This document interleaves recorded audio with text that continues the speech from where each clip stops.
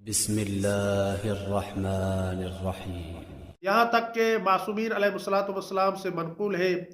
کہ امام علیہ السلام نے بیان فرمایا کہ ماہ رجب المرجب میں ایک رات ہے کہ جو رات ہر اس چیز سے بہتر ہے،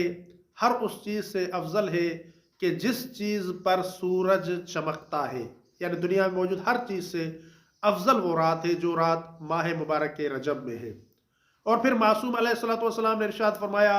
وہ رات 27 رجب المرجب کی رات ہے کہ جو رات ہر چیز سے بہتر ہے۔ اور پھر امام علیہ السلام نے ارشاد فرمایا کہ اس رات کی صبح کو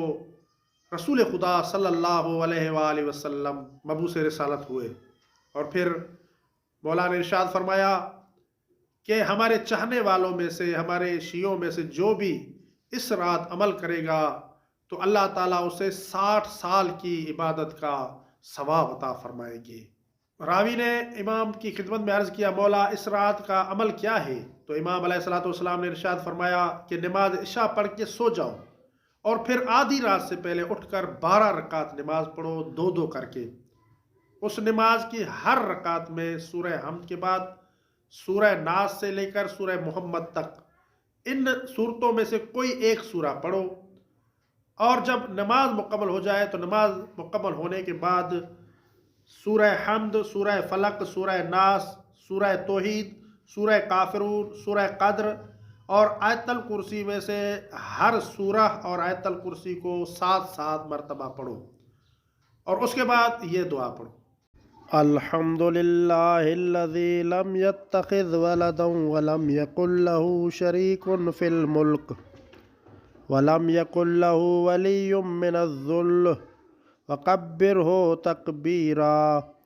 اللہم انی اسألک بمعاقد عزک علی ارکان عرشک ومنتہى الرحمت من کتابک وباسمائک الاعظم الاعظم الاعظم وذکرک الاعلی الاعلی الاعلی وبکلماتک التامات ان تصلی علی محمد وآلہ وان تفعل بی ما انت اہلہ۔ اگر ہماری یہ ویڈیو آپ کے لیے ہیلپ فل رہی ہے تو ہمارے چینل کو سبسکرائب کر لیں اور ویڈیو کو لائک بھی کر لیں تاکہ ہمیں